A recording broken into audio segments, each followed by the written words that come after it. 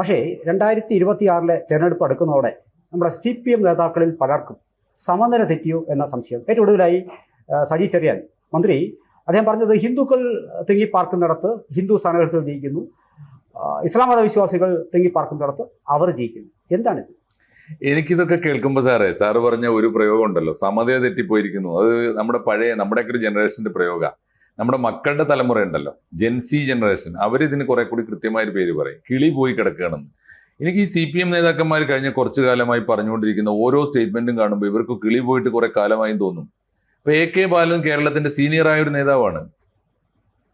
അദ്ദേഹം നടത്തിയ സ്റ്റേറ്റ്മെന്റ് എനിക്കിപ്പോഴും മനസ്സിലായിട്ടില്ല എന്താ അദ്ദേഹം ഉദ്ദേശിച്ചതെന്ന്.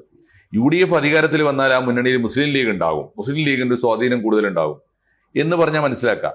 നിർഭാഗ്യവശാൽ ഇപ്പോൾ LDFന്റെ കൂടെ പണ്ട് ഈ മുസ്ലിം ലീഗിന് അന്തസ്സുണ്ടാക്കി കൊടുത്തതും നിലവാരം ഉണ്ടാക്കി കൊടുത്തതും അവരെ ഭരിപ്പിച്ചതും ഒക്കെ കമ്മ്യൂണിസ്റ്റുകാരാണ്. അതൊക്കെ പോട്ടെ, ഇപ്പോ മുസ്ലിം ലീഗിൽ നിന്ന് പൊട്ടിപ്പോയ പൊട്ടിന്റെ ഒരു പൊട്ട് മാത്രമേ ഇപ്പൊ അവരുടെ കയ്യിലുള്ളൂ, അതാണ് INL.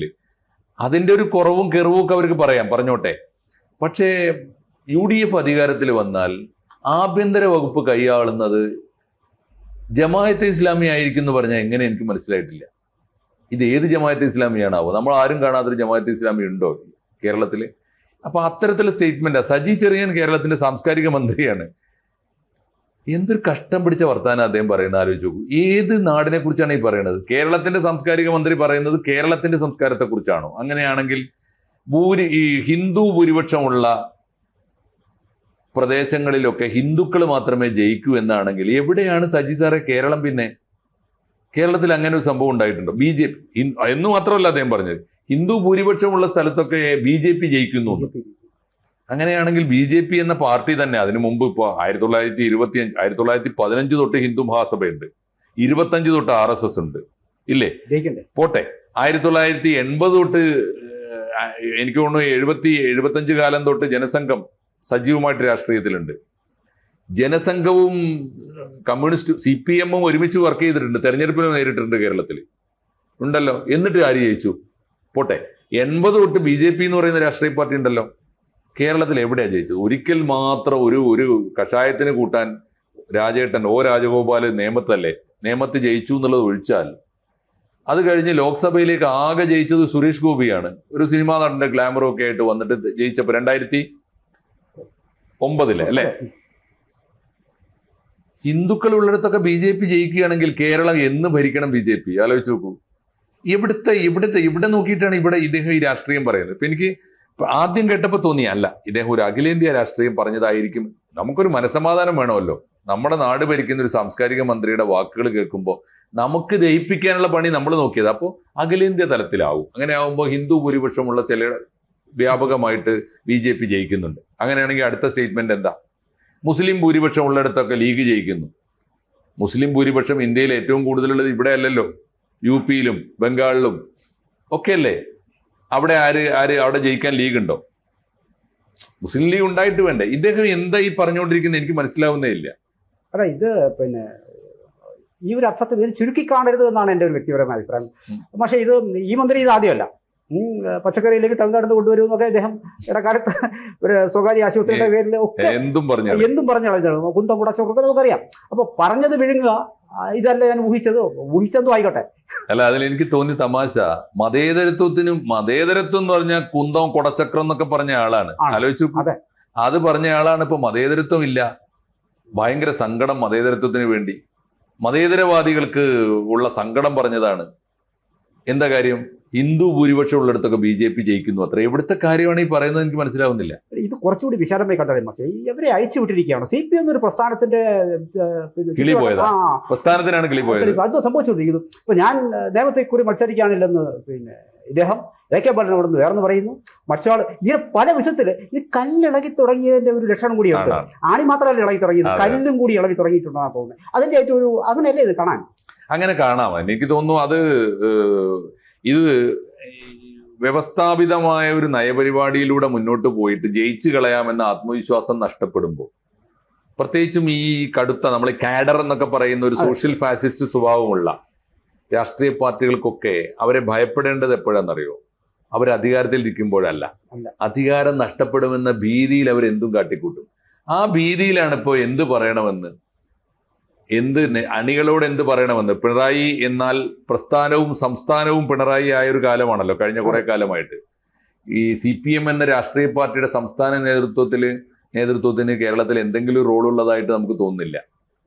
പിണറായി വിജയൻ എന്ന മുഖ്യമന്ത്രി എന്താണോ പറയുന്നത് അതിന് ഈ തുല്യം ചാർത്തുകയും അതിനുവേണ്ടി വിശദീകരണവും വ്യാഖ്യാനവും ചമക്കുകയും ചെയ്യുകയാണ് പാർട്ടിയുടെ പണി. അങ്ങനെ ആവുമ്പോൾ ഈ പിണറായി വിജയൻ ഇപ്പൊ അണികളോട് എന്ത് പറയണമെന്ന് അറിഞ്ഞൂടാ. അണികൾ അതെങ്ങനെ പിണറായിയെ പ്രീതിപ്പെടുത്താൻ എന്ത് പറയണമെന്ന് അറിഞ്ഞൂടാ. വേറൊരു കൂട്ടർക്കാണെങ്കിൽ പിണറായിയെ അനുകൂലിച്ചാൽ വോട്ട് പോവോ? അങ്ങനെയാണെങ്കിൽ വോട്ട് കിട്ടാൻ എന്താണ് വഴി? പിണറായിയുടെ സ്വാധീനം അവസാനിപ്പിക്കാൻ എന്താണ് മാർഗം?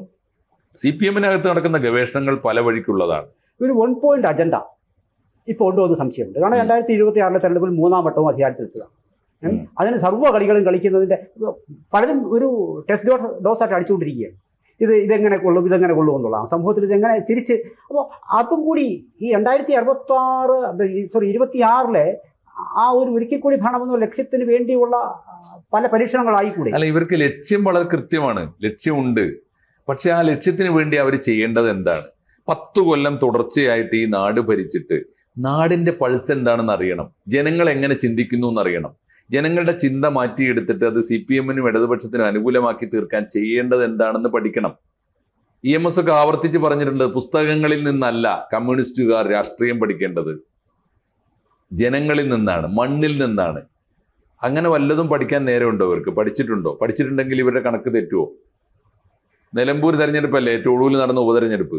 നിലമ്പൂർ തെരഞ്ഞെടുപ്പ് പോളിംഗ് കഴിഞ്ഞിട്ട് ബൂത്ത് ഏജന്റുമാർ കൊടുത്ത കണക്ക് വെച്ചിട്ട് AKG സെന്ററിൽ കണക്ക് കൂട്ടി. M സ്വരാജ് ജയിക്കും. എത്രയാ പറഞ്ഞത്? 1800 വോട്ടിനോ മറ്റോ ജയിക്കും എന്നാണ്. എല്ലാം ഈ കണക്ക് എങ്ങനെ തെറ്റുന്നത്? പൾസ്, ജനങ്ങളുടെ പൾസ് അറിഞ്ഞൂടാ. എന്തിനേറെ ഒരു കുടുംബം, ഒരു കമ്മ്യൂണിസ്റ്റ് പാർട്ടിക്കാരന്റെ കുടുംബം വോട്ട് ചെയ്യാൻ പോകുമ്പോൾ ഇപ്പുറത്ത് ഭാര്യയുണ്ട്, അപ്പുറത്ത് മക്കളുണ്ട്. ആർക്ക് വോട്ട് ചെയ്യുമെന്നതിനെ കുറിച്ച് ആ കുടുംബനാഥന് പോലും വല്ല ധാരണയുണ്ടോ? ഇല്ല.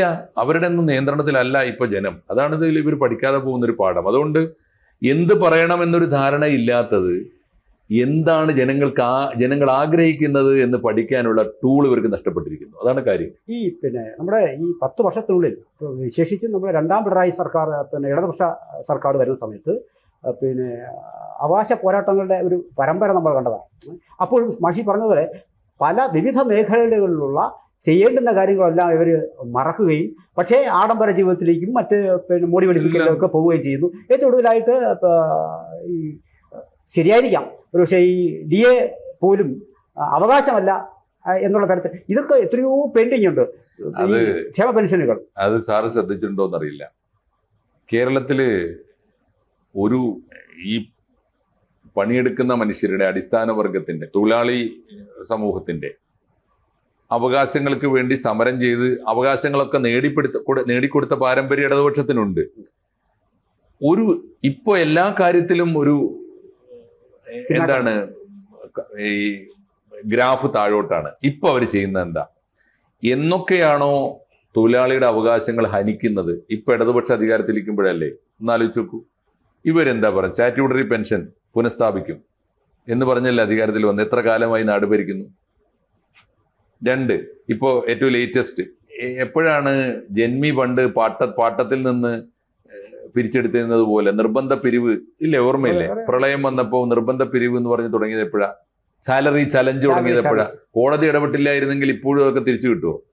അപ്പൊ ഇത് ഞാൻ പറയുന്നത്, മനുഷ്യൻ കാരുണ്യം വേണം. ഒരു ദുരന്തം വന്ന സംഭാവന കൊടുക്കണം. അങ്ങനെ കൊടുക്കാത്തവരല്ല കേരളത്തിലെ സർക്കാർ ജീവനക്കാർ. പക്ഷേ ആ സംഭാവന നിർബന്ധ പിരിവാകുമ്പോൾ അത് തൊഴിലാളി വിരുദ്ധല്ലേ? ആലോചിച്ച് നോക്കൂ. പണ്ട് തമ്പുരാൻ പറഞ്ഞിരുന്നില്ല, ഈ കൊല്ലത്തെ ക്ഷേത്രോത്സവം ഉണ്ട് കേട്ടാ, അപ്പോ 10-ന് 1 പദം കളിക്കും, അതിനകത്ത് നിന്ന് ഒരു പറ വീണ്ടും കുറക്കും, തൊഴിലാളിക്ക് കുറക്കുക. ഇങ്ങനെ കൂലി കൊടുക്കുന്നവൻ തന്നെ ബലമായി പിടിച്ചെടുക്കുന്ന സംഭാവനക്ക് എന്താ പറയാ? ചൂഷണം എന്നല്ലേ പറയാ? അതൊക്കെ അങ്ങനെ എത്രയോ നടപടി. ഇപ്പൊ ആലോചിച്ച് നോക്കൂ. ആശാ വർക്കർമാർക്ക് കൂലി കൂട്ടി കൊടുക്കാൻ ഇല്ല. നമ്മുടെ തടവിൽ കിടക്കുന്ന പുള്ളികൾക്ക്, ക്രിമിനൽ പുള്ളികൾക്ക് വാരിക്കോരി 3 ഇരട്ടി 4 ഇരട്ടി ഒക്കെ വരുമാനം കൂട്ടിക്കൊടുക്കാൻ യാതൊരു ബുദ്ധിമുട്ടുമില്ല. ഒന്ന് ആലോചിച്ച് നോക്കൂ. ഇനി ഇവിടുത്തെ DA കൊടുക്കാൻ കാശില്ല. ഈ സമയത്ത് നമ്മുടെ PSC അംഗങ്ങളുടെ ശമ്പളം എത്രയാണ് കൂട്ടിയത്? ആരെങ്കിലും പറയും രാഷ്ട്രീയക്കാർക്ക് കിട്ടുന്ന പണിയാണതേ. പക്ഷേ എന്റെയും മാഷിന്റെയും ആരോഗ്യത്തിൽ വളരെ ശ്രദ്ധയുള്ളത് കൊണ്ടാണ് മെഡിസെപ്പിന്റെ പൈസ കൂട്ടിയത്. മെഡിസെപ്പിന്റെ പൈസ പിടിച്ചെടുക്കുന്നത് പിടിച്ചെടുക്കുമല്ലോ കൂട്ടിയത്. ആനുകൂല്യങ്ങൾ കിട്ടാൻ വലിയ പാടുമാണ് സാറേ. കിട്ടില്ല. ഞാൻ എന്റെ ഉമ്മാനെയും കൊണ്ട് ഹോസ്പിറ്റലിലായിട്ട് അപ്പോഴാണ് മനസ്സിലാവുന്നത് ഇവര് ഹോസ്പിറ്റലിൽ നിന്ന് ബില്ല് അയക്കും, എന്നിട്ട് നമുക്കപ്പോൾ തരില്ല. അത് അപ്രൂവലായിട്ട് എന്താണ് അപ്പൊ നോക്കുമ്പോൾ എന്താന്ന് വെച്ച് കഴിഞ്ഞാൽ ഞങ്ങൾക്ക് 75,000 രൂപ ചെലവായ ട്രീറ്റ്മെന്റിന് കിട്ടുന്നത് 21,000 22,000 ആണ്. അത് കിട്ടാൻ തന്നെ അത് എന്നാണോ കിട്ടുന്നത് അപ്പോൾ ഹോസ്പിറ്റലുകാർ നമ്മളെ വിളിച്ചു വരുത്തി റീഇംബേഴ്സ് ചെയ്യാം. പിന്നെ കിട്ടിയിട്ട് എന്താ കാര്യം? ഇത് കയ്യിൽ നിന്ന് എടുത്ത് കൊടുക്കാനില്ലാത്ത സാധാരണക്കാർ എന്ത് ചെയ്യും? ഞങ്ങളിപ്പോൾ മക്കള് വരുമാനമുള്ളവരൊക്കെ ആയതുകൊണ്ട് അത് അടച്ചുപോയി എന്ന് വിചാരിച്ചോളൂ.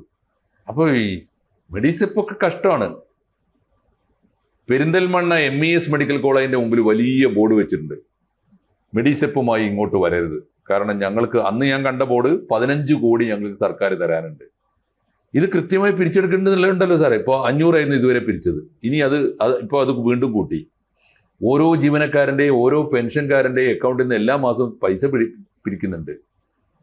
എന്നിട്ട് കൊടുക്കേണ്ട ഹോസ്പിറ്റൽസിന് കൊടുക്കുന്നില്ല. അതുകൊണ്ട് അവരിപ്പോൾ ആ കാർഡ് സ്വീകരിക്കുന്നില്ല. അതായത് ഒരു ഭരണകൂടത്തിന്റെ ഉത്തരവാദിത്തങ്ങളൊന്നും നേരെ ചൊവ്വേ നിറവേറ്റാതെ പ്രതിപക്ഷത്തിരിക്കുമ്പോൾ ഉന്നയിച്ച ഒരുപാട് കാര്യങ്ങൾ അതൊന്നും നടപ്പിൽ വരുത്താതെ തികച്ചും ജനവിരുദ്ധമായ കാര്യങ്ങൾ ചെയ്തു എന്ന് അവർക്ക് തന്നെ ബോധ്യമാകുന്നതിന്റെ അടിസ്ഥാനത്തിൽ ആണ് അത് തിരുത്തുന്നതിന്റെ ഭാഗമായിട്ട് ഗിമിക്കുകളുമായിട്ട് ഗിമിക്കുകളാണ്. അതായത് എനിക്ക് തോന്നുന്നത് ഇദ്ദേഹം അവസാനത്തെ 6 മാസത്തേക്ക് ഞങ്ങൾ ചില ജനപ്രിയ പദ്ധതികൾ വെച്ചിട്ടുണ്ട്, അത് വെച്ച് നമുക്ക് പിടിക്കാം എന്ന് കാരണഭൂതർ പറഞ്ഞിരുന്നു അത്രേ പാർട്ടി റിപ്പോർട്ടിങ്ങിലൊക്കെ. കൂട്ടത്തിലൊരു കടന്ന പ്രയോഗം കേരളത്തിലെ ജനതയെ അണ്ടർ എസ്റ്റിമേറ്റ് ചെയ്തുകൊണ്ട് പറഞ്ഞു അത്രേ, ഈ മലയാളിക്ക് അത്രയൊക്കെ മതിയെന്നേ, അവസാന കാലത്ത് എന്തെങ്കിലും നാവൽ വെച്ച് കൊടുത്താൽ മതിയെന്ന്. ആരെയാണ് ഈ തമ്പുരാൻ അണ്ടർ എസ്റ്റിമേറ്റ് ചെയ്യുന്ന ആലോചിച്ച് നോക്കൂ. അതുകൊണ്ടായിരിക്കണമല്ലോ ഇപ്പൊ ഈ പഞ്ചായത്ത് തെരഞ്ഞെടുപ്പിൽ സാധാരണ വലിയ ഭരണവിരുദ്ധ വികാരം കാണാറില്ല. അതുപോലും കണ്ടല്ലോ. അത് മനസ്സിലാക്കാനുള്ള ശേഷിയല്ലേ ഉണ്ടാവേണ്ടത്, അതിന്റെ സ്ഥിതിയല്ലേ. ഇപ്പൊ വന്ന് മാത്രമല്ല സാർ, ഇതിപ്പോ നമ്മൾ പറഞ്ഞ് അവസാനിപ്പിക്കുമ്പോൾ ഒരു കാര്യം കൂടി ഓർക്കണം. സജി ചെറിയാന്റെ സ്റ്റേറ്റ്മെന്റ് ആർക്കുള്ളതാണ്? കിളി പോയിട്ട് പറഞ്ഞതാണെങ്കിൽ പോലും അതിന്റെ റിസൾട്ട് ഗുണഭോക്താക്കൾ ആരാണ്? ഹിന്ദു സമുദായമേ നിങ്ങൾ BJPയെ ജയിപ്പിക്കുക എന്നല്ല അതിന്റെ അർത്ഥം. കണ്ടില്ലേ, മുസ്ലിം കമ്മ്യൂണിറ്റി മുസ്ലിം ലീഗിനെ ജയിപ്പിക്കുന്നു. അത് മുസ്ലിം കമ്മ്യൂണിറ്റി സാമുദായികവാദം കളിച്ചതുകൊണ്ടൊന്നും അല്ല സാർ. അത് 2 കാര്യമുണ്ട്. കേരളത്തിന്റെ സമുന്നതരായ, കേരളത്തിന്റെ സകല മനുഷ്യർക്കും സ്വീകാര്യമായ തരത്തിലുള്ള നേതൃത്വം, എന്ത് മനസ്സംഘർഷം ഉണ്ടെങ്കിലും കയറി ചെല്ലുന്ന ഒരു തറവാടാണ് ഈ പാണക്കാട് വീട് പോലെ. എല്ലാ സമുദായങ്ങളും ചെല്ലുക, അവിടെ ചെന്ന് വിശ്വാസമുള്ള മനുഷ്യർക്ക് അത് മതി. അവിടെ ചെന്ന് തങ്ങളോട് സങ്കടം പറയും, തങ്ങൾ കയ്യിലൊന്ന് തല. ഇത് എല്ലാ വിഭാഗത്തിലും പെട്ട മനുഷ്യർ. പൂങ്കുടൽ മന എന്ന് പറയുന്ന ഒരു മനയുണ്ട് ഞങ്ങളുടെ നാട്ടിൽ, മനോരോഗ ചികിത്സക്ക് അവിടെയാണ് എല്ലാവരും പോവുക. ദേവേട്ടൻ എന്ന് പറഞ്ഞ ഞങ്ങളുടെ സുഹൃത്താണ്. ഞാൻ പറയുന്നത് അത് ജാതിയും മതവും നോക്കിയിട്ടല്ല, ജനങ്ങളുടെ പരമ്പരാഗത വിശ്വാസമാണ്. പിന്നെ CH മുഹമ്മദ് കോയെ പോലുള്ള നേതാക്കള്, കേരളത്തിൽ എല്ലാവർക്കും സ്വീകാര്യരായ മനുഷ്യര്, അങ്ങനെയുള്ളവർ എല്ലാവർക്കും വേണ്ടി ഭരിച്ചു. ആർക്കാണ് കേരളത്തിലെ പെൺകുട്ടികൾ വിദ്യാഭ്യാസത്തിൽ എവിടെയാണ് പിന്നോക്കം? സാറിന് ഓർക്കുന്നുണ്ടാവും. അപ്പൊ നോക്കുമ്പോൾ അദ്ദേഹം കണ്ടു 2 സമുദായത്തിൽ പെൺകുട്ടികൾ പിന്നോക്കമാണ്. ഒന്ന് മുസ്ലിം കമ്മ്യൂണിറ്റിയിൽ മാത്രമല്ല അദ്ദേഹം പരിശോധിച്ചത്. ഇപ്പൊ ഈ KM ഷാജി പറയുന്നുണ്ടല്ലോ, മതമാണ് മതമാണ് മതമാണ്. അത് ലീഗിന്റെ മുദ്രാവാക്യമേ അല്ല. CH മുഹമ്മദ് കോയെ പരിശോധിച്ചു, 2 കമ്മ്യൂണിറ്റിയിലെ പെൺകുട്ടികൾ വിദ്യാഭ്യാസത്തിൽ പുറകിലാണ്. ഒന്ന് മുസ്ലിം കമ്മ്യൂണിറ്റി, മറ്റൊന്ന് നാടാർ പെൺകുട്ടികൾ. 2 കൂട്ടർക്കാണ് കേരളത്തിൽ പെൺകുട്ടികൾക്ക് മാത്രമായി സ്കോളർഷിപ്പ് ഉള്ളത്. 2 ഒരുമിച്ചാണ് പ്രഖ്യാപിച്ചത്. 10ാം തരം വരെയുള്ള വിദ്യാഭ്യാസം സൗജന്യമാക്കിയല്ല, സാർവത്രികമായി സൗജന്യമാക്കി. 2ാമത്തെ കാര്യം കൂടി ആലോചിച്ച് നോക്കൂ. അദ്ദേഹത്തിന് മുമ്പിൽ ആരോ പറഞ്ഞു മോയിൻകുട്ടി വൈദ്യർ എന്ന മഹാകവിക്ക് സ്മാരകം ഉണ്ടാക്കണം. അപ്പൊ അദ്ദേഹം ആദ്യം പഠിച്ചത് കേരളത്തിൽ ഏതൊക്കെ ജനപ്രിയരായ മഹാകവികൾക്ക് സ്മാരകം ഉണ്ടാക്കാൻ ബാക്കിയുണ്ട്. അപ്പൊ അദ്ദേഹം കണ്ടു മലപ്പുറം ജില്ലയിൽ തന്നെ പൂന്താനത്തിന് സ്മാരകം ഉണ്ടായിട്ടില്ല. പ്രഖ്യാപിച്ചു പൂന്താനത്തിന് സ്മാരകം, ഒപ്പം മോയിൻകുട്ടി വൈദ്യർക്ക് സ്മാരകം. ഇതിന്റെ പേരാണ് മുസ്ലിം ലീഗ്. അങ്ങനെയൊക്കെ ഉണ്ടാക്കിയ സ്വാധീനമാണ്. കമ്മ്യൂണിറ്റിയുടെ തീർച്ചയായിട്ടും ഒരു സമുദായത്തിന്റെ നന്മ ആഗ്രഹിക്കുന്നത് തെറ്റല്ലല്ലോ. അതേ സമയത്ത് അന്യ സമുദായങ്ങളോട് വിദ്വേഷം, വെറുപ്പ് അങ്ങനെയൊക്കെ ഉണ്ടാകുമ്പോഴല്ലേ. അപ്പൊ മുസ്ലിം സമുദായത്തിന് ഭൂരിപക്ഷം ഉള്ളിടത്ത് ലീഗിന് വോട്ട് കിട്ടുന്നു എന്നതാണ് കാര്യമെങ്കിൽ, അല്ലയോ ഹിന്ദു കമ്മ്യൂണിറ്റി നിങ്ങൾ BJPക്ക് വോട്ട് ചെയ്യാന്ന് പറയുന്ന CPM നേതാവ് ആരുടെ ഏജന്റാണ്? പ്രധാനപ്പെട്ട ചോദ്യമല്ലേ അത്. അപ്പൊ ഇതാണ് ഇതിനകത്തെ ഒരു വലിയ അപകടം. അപകടം എന്ന് പറഞ്ഞാൽ BJP ജയിച്ചോളും. ഞാൻ പറയുന്നത് ആര് ജയിക്കുന്നു എന്നുള്ളതല്ല, സജി ചെറിയാന്റെ ചെലവിൽ BJP ജയിക്കുന്നു എന്ന് ആലോചിച്ചു നോക്കൂ. അതല്ലേ അപകടം. അത് തിരിച്ചറിയാൻ ആർക്കാണ്? ഇവരൊന്നും നിയന്ത്രിക്കാൻ ആരുമില്ല. ഒന്നാമത് ഇപ്പോ കിളി പോയി നിൽക്കുകയാണ്. ജയിക്കുമെന്ന് ആർക്കും ഒരു ഉറപ്പുമില്ല. ഇടതുപക്ഷം അധികാരത്തിൽ വരുമെന്ന പ്രതീക്ഷയില്ല അവർക്ക്. കാരണം മോഹമുണ്ട്, കുന്നോളം മോഹമുണ്ട്, അശേഷം പ്രതീക്ഷയില്ല, ആത്മവിശ്വാസം ഒട്ടുമില്ല. ആ അവസ്ഥയിൽ എത്തി നിൽക്കുമ്പോഴാണ് വായിൽ തോന്നിയത് ഓരോരുത്തരും വിളിച്ചു പറയുന്നത്. മാത്രമല്ല, വല്ലാതെ ഇനി ഈ തരത്തിലാണെങ്കിൽ വല്ലാതെ മുന്നോട്ട് പോകേണ്ടതില്ല എന്ന് പാർട്ടി അണികളും ചിന്തിച്ചു തുടങ്ങിയിട്ടുണ്ട്. മൂന്നാമത്തെ ഒരു ടേം കൂടി കാരണഭൂതൻ ഭരിച്ചാൽ അവരെ സംബന്ധിച്ചിടത്തോളം ഉള്ള ആശങ്ക കേരളത്തിന് മഹാനഷ്ടം വരുമെന്നല്ല, CPM എന്ന പാർട്ടി ഇല്ലാതാകുമെന്ന ആശങ്ക അവർക്കുണ്ട്. അങ്ങനെ ചിന്തിക്കുന്ന ഒട്ടേറെ പേർ. ന്യായമായ ആശങ്കയാണ്. അതുകൊണ്ടുകൂടിയാണ്. അതുകൊണ്ട് ഈ സജി ചെറിയാനെ പോലുള്ളവരൊക്കെ കണ്ടം ചെയ്യേണ്ട കാലമായി. അത് ഇല്ലെങ്കിൽ വേറെ ആർക്കുമല്ല. ഇപ്പൊ ഞാനിതിൽ നേർക്കുനേരെ വായിക്കുന്നത് കേരളത്തിലെ ഹിന്ദു കമ്മ്യൂണിറ്റിയോടുള്ള ആഹ്വാനമാണ്. അതും നായരും ഈഴവനും ഒന്നിക്കാനുള്ള വലിയ ആഹ്വാനം നടക്കുന്ന ദിവസമാണ്. ഇതേ ദിവസം സജി ചെറിയാൻ പറയാണ്, കണ്ടില്ലേ ഹിന്ദു, കേട്ടാ തോന്നും ഹിന്ദു ഭൂരിപക്ഷം ഉള്ളിടത്തൊക്കെ BJP ജയിക്കുന്നതിന്റെ സങ്കടമാണ്. അങ്ങനെ ഉണ്ടായിട്ടില്ലല്ലോ കേരളത്തിൽ. ഉണ്ടാകേണ്ടതുണ്ട് എന്നല്ലേ പറഞ്ഞതിന്റെ അർത്ഥം.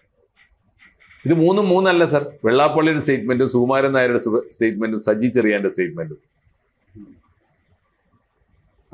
രണ്ടല്ല, ഒന്നാണ്. ഒരേ താളത്തുള്ള സ്റ്റേറ്റ്മെന്റ് ആണ്. കാണാൻ കേരളത്തിന് പറ്റണം. അത് കാണേണ്ടവർ കാണണം. സജി ചെറിയാനെ തിരുത്തേണ്ടവർ തിരുത്തിയിട്ട് വല്ല, if it is not too late, ഇനി അവസരമുണ്ട്. കൂടുതൽ വാർത്തകളും വിശേഷങ്ങളും നിങ്ങളിലേക്ക് എത്താൻ ABC മലയാളം സബ്സ്ക്രൈബ് ചെയ്യുക, ബെൽബട്ടനും അമർത്തുക.